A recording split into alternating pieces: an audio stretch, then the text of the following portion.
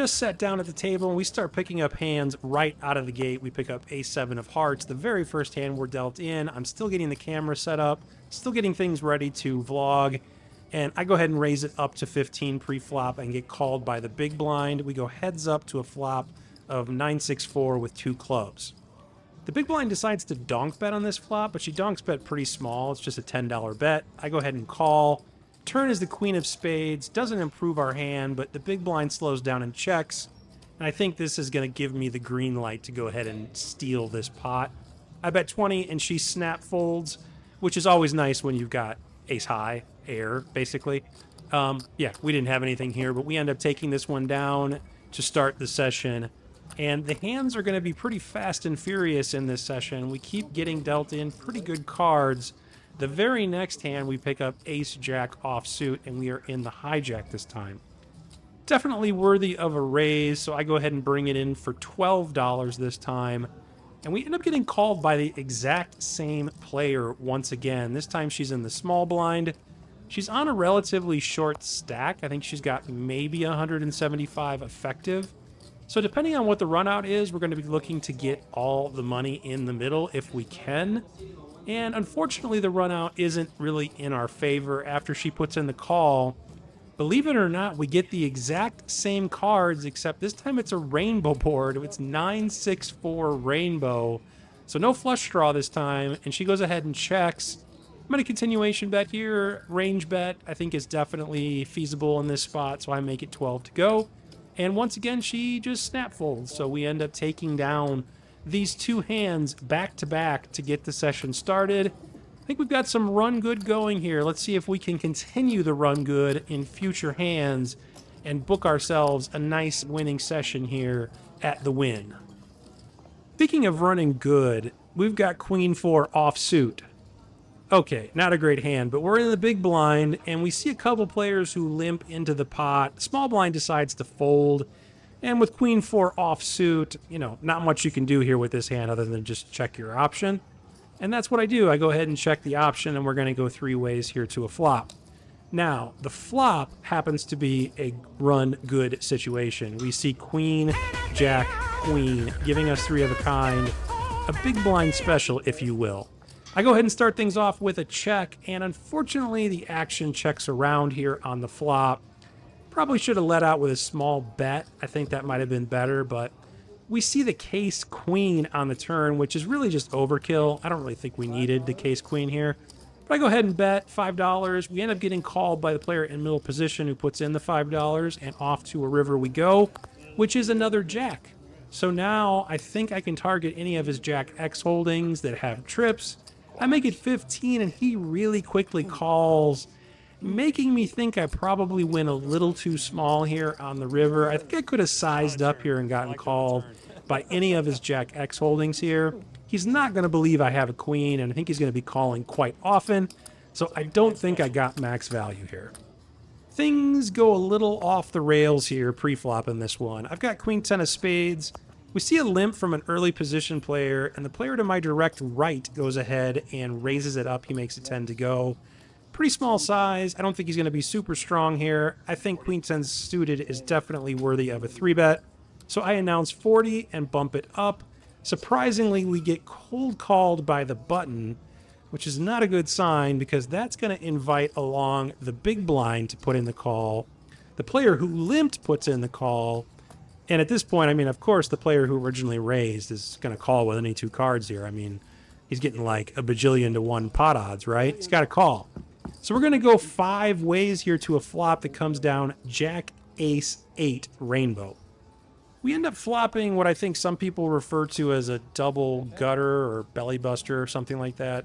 I don't know. We've got a straight draw. That's all I know. Any 9 or any king is going to give us a straight. We see the early position player check in the dark, and the player who originally raised goes ahead and checks. I fire out a continuation bet here of $45. Button and big blind snap fold. Early position player quickly calls.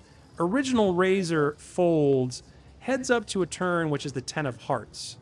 He goes ahead and checks it over to me on the turn, and I can get on board with either checking or betting small on this turn, and I decide to just go ahead and check it back. We do have some showdown value. We turn to pair to go along with our straight draw, and we see a jack peel off on the river, which pairs the board.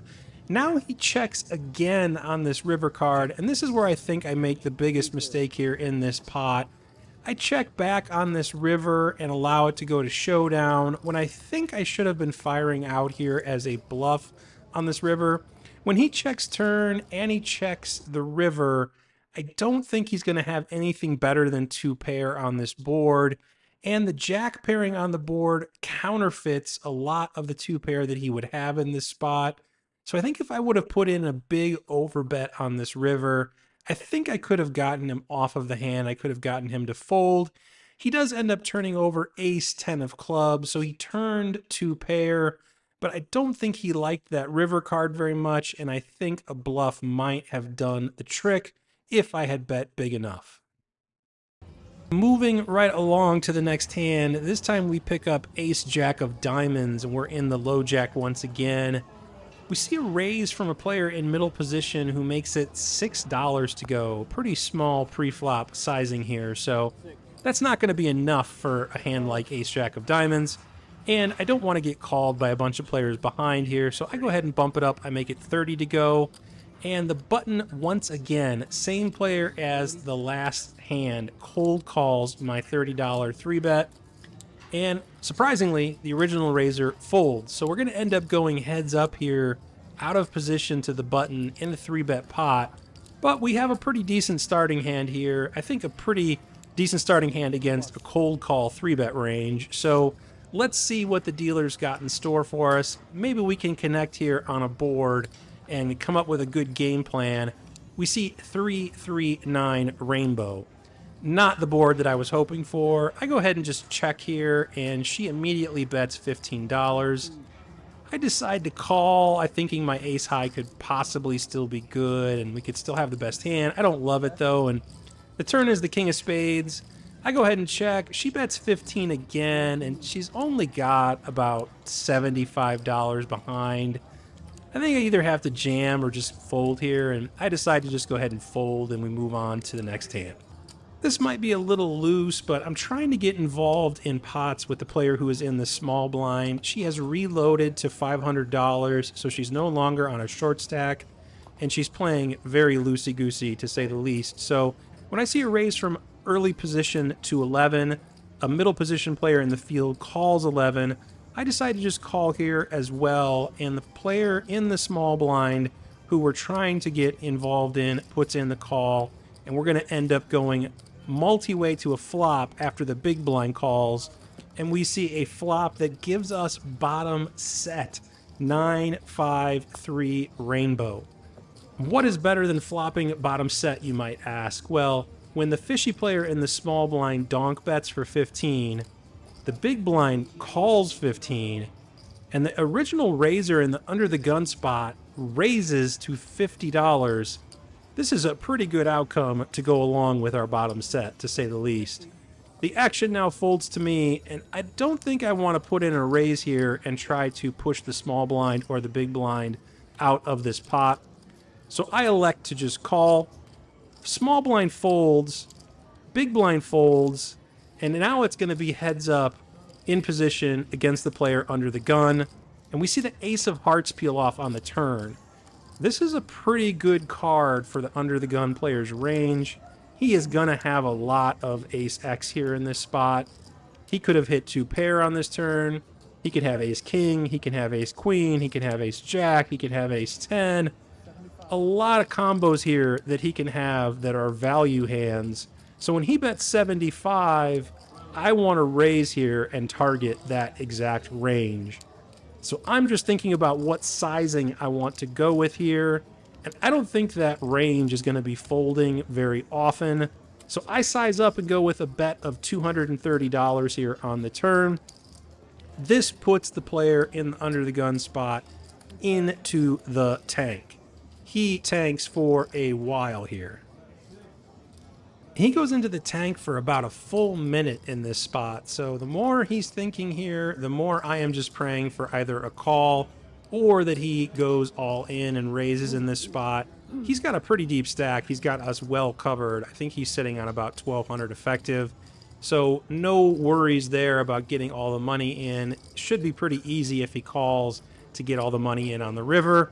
But I'd rather do it on the turn. I don't want to see any cards that kill the action peel off on the river. Eventually he does fold though, so I think he probably just had a one pair hand here when he folds. He did tell me later that he folded two pair.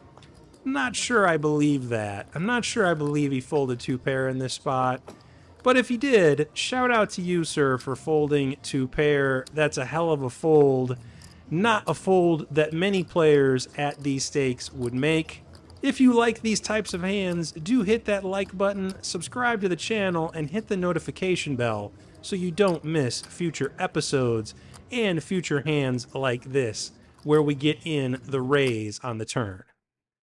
About 20 minutes goes by before we pick up another playable hand. This time we are on the button and we've got pocket eights. We see an early position player who goes ahead and limps into the pot. The hijack decides to limp into the pot. The cutoff decides to limp into the pot. I go ahead and raise this up. I make it 20 to go. I think I could have even sized up a little bit bigger here and went 25 with all of the limpers in the pot. But as played, I made it 20, and we end up getting one caller from a player on our direct right. And the flop comes down ace, ace, nine, rainbow. Cutoff starts things off with a check, and I'm going to treat these types of boards as a check back. So I go ahead and put in the check, and we see gin on the turn. It is the 8 of clubs, giving us a full house. He checks for a second time, and we're going to have to go ahead and start value betting here. I fire out for $20 here on the turn, and he thinks for a while about this bet, which leads me to believe that he's got a hand here. Usually when players don't have a made hand, they just quickly call or quickly fold. When they have a made hand, they tend to slow down and think, and he thought for quite a while there about that turn bet. We see the 3 of spades on the river, shouldn't change a thing. I'm going to go ahead and continue firing here, and I think I make a mistake in my sizing. I go 55 here on the river. He pretty much snap calls this bet, which leads me to believe he definitely had an ace. Probably just a weak ace that he wasn't certain he could raise for value. And I think we could have sized up here to maybe 100, maybe 115 to get paid by those weak ace-x hands. He immediately leaves the table after this hand, and he seems disgusted that he lost this pot. So that leads me to believe he definitely had an ace, and we probably left some money on the table in this spot. About 10 minutes or so goes by before we pick up another pocket pair. This time it is a little bit of a better pocket pair. We've got the 10s in the cutoff. We see a player in the low jack call 3, and I go ahead and raise this up, making it 15, trying to isolate with this player. We don't get our wish, though, when the big blind puts in the call. He goes ahead and calls, and now we're going to go 3 ways to a flop, but we do have position, so that's a good thing. We see a flop of 3, 9, 4 with 2 spades.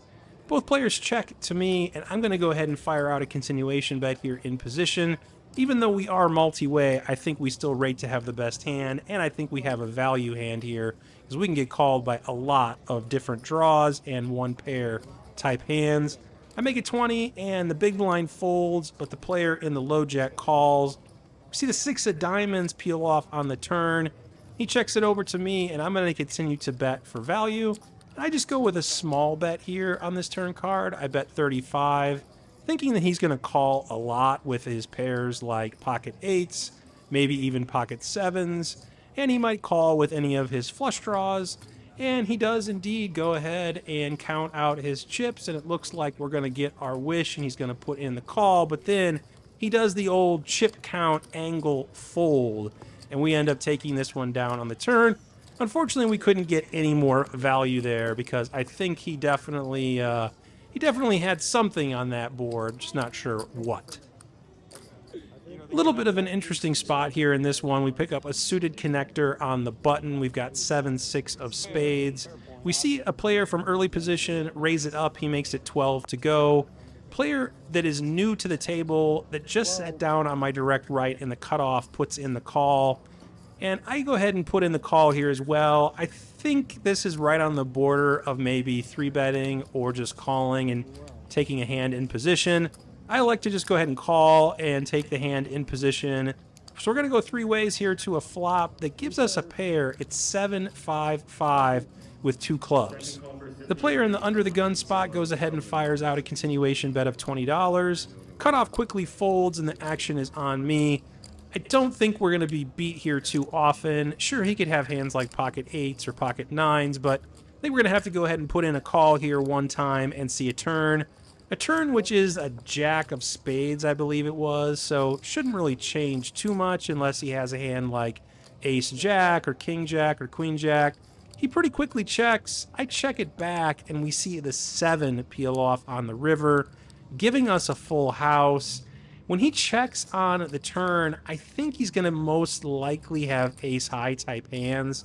So when he checks for a second time on the river, I'm going to target ace-high. I just bet small for 25, and he snap folds, so no value to be had there when we river a full house.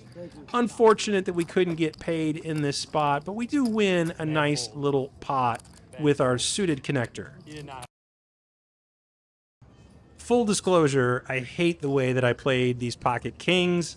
I'm in the under the gun +1 spot. The under the gun player raises to 12. I decide in my infinite wisdom to just smooth call here and get fancy. Player to my direct left in middle position puts in the call, and we're going to go 3 ways here to a flop in a spot where we should be heads up pretty much 100% of the time. So we see a board of ace, queen, jack, rainbow. Not a great flop for our pocket kings, although we do have a gut shot straight draw. Under the gun player checks, I check. Player in middle position bets $30, almost a pot-sized bet here on this board. And I think this is probably just a fold now in this spot. Players love to call with ace-x hands pre-flop. And he's more than likely just got something here. I know we double block the straight and all that fancy stuff, but I just don't see any reason to continue. But I think I'm under-repped, and I put in the call, and we go to a turn, which is another ace.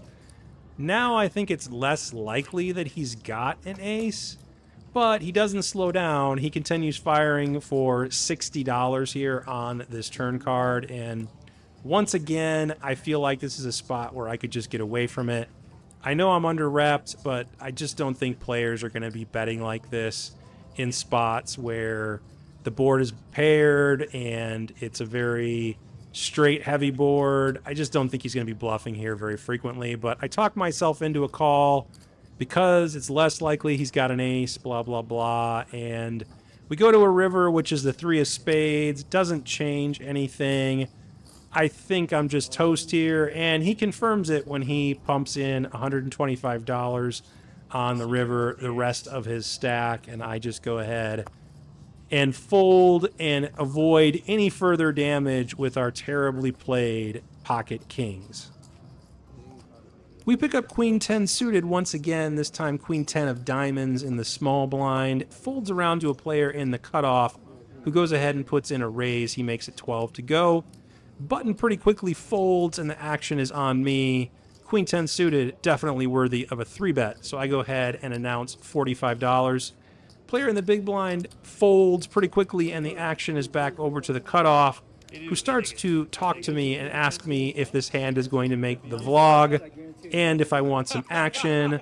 I say yes to both questions, and he goes ahead and puts in the call. And you could probably tell by the way he's handling his chips here that he might be a little bit newer to the game. Off to a flop we go, out of position, in a 3-bet pot. We see a flop that gives us an open-ended straight draw, jack of spades, 4 of clubs, 9 of clubs. In a 3-bet pot, I'm going to be down betting here pretty much 100% of the time. He snap folds, and we end up taking down a small pot here. I did show my hand, and I know you guys give me a lot of grief here when I show my cards, but I wanted to do a little advertising. I felt that the table might have been getting a little bit tight, so wanted to show that there was some bluffing and some fun stuff going on to maybe get some action going in future pots. Pick up the parking lot hand in this next one, ace-queen offsuit. We're on the button though, so we've got position. Not a bad spot to be with a hand like ace-queen.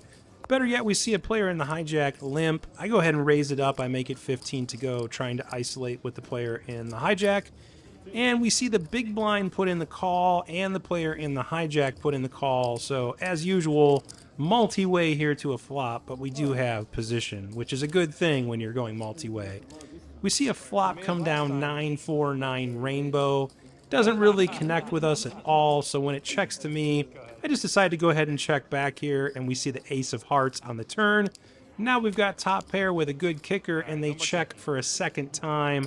I go ahead and fire out a little bit of a value bet here of $20, and only the hijack puts in the call. So we're going off to a river that gives us 2 pair. It's the queen of diamonds. He goes ahead and checks here for a second time after checking on the turn, and I get a little nitty here and check back. I don't know what the heck I was thinking when I checked back here on this river. I think I should be betting 100% of the time. He says, I wasn't calling you anyway, and he turned over a small pocket pair, so no harm, no foul, but I still think I should be firing a value bet on that river.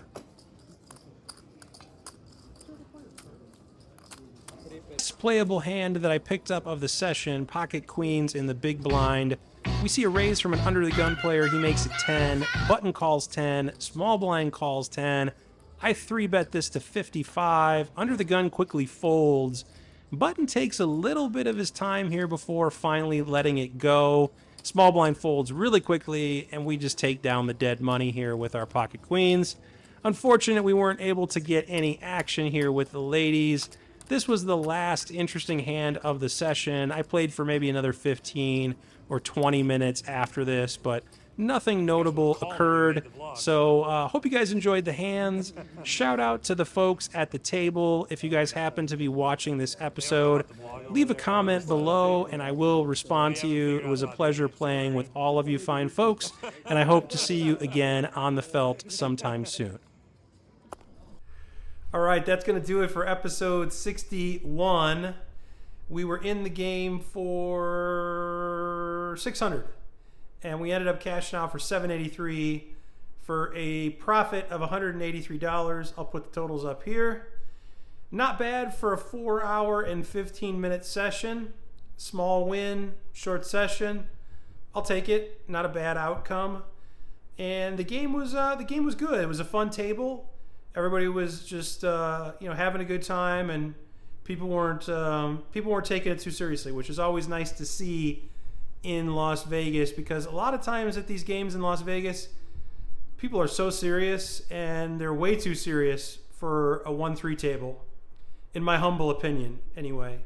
So it was nice to be at a table where people were just talking, joking around, having fun, not taking the wins and losses too seriously. So good change of pace there. And what else? I'm going to be taking a trip down to Texas. So by the time you guys see this video, I will be in the Austin, Texas area playing at the Lodge, as well as some other surrounding card rooms in the Austin, Texas area. And there will be some vlogs coming up from that. So stay tuned for some vlogs from Texas. And that's going to do it, guys. I hope you guys enjoyed the episode. As always, if you did, please do hit that like button.